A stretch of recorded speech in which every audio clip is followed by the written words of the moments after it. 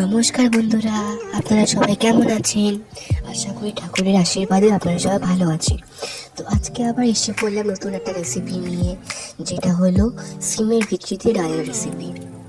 এই রেসিপিটা আপনারা সবাই গরম ভাত বা রুটি পরোটার সাথেও খেতে পারবেন। তো আশা করি এই ভিডিওটা ভালো লাগবে। তো এখন হলো রেসিপিটা স্টার্ট করি। আমরা প্রথমে সিমের বিচিগুলাকে ভালো মতন খোসাগুলা ছড়িয়ে নিব। খোসাগুলা ছাড়ানো হয়ে গেছে। এখন আমরা সিমের বিচিগুলাকে পরিমাণ মতন জল দিয়ে ভিজিয়ে রাখবো।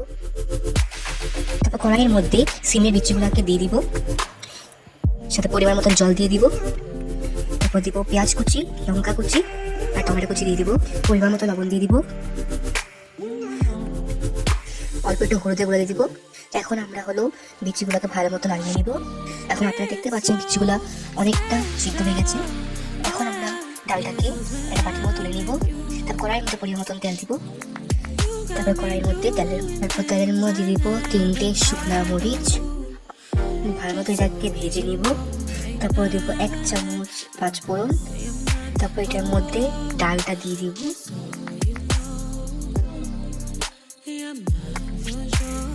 ডালটাকে ভালো মতো নাড়িয়ে নিব।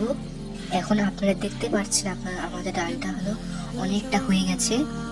আমাদের ডালটা এখন কমপ্লিট হয়ে গেছে বানানো। আশা করছি এই ভিডিওটা ভালো লেগেছে আপনাদের।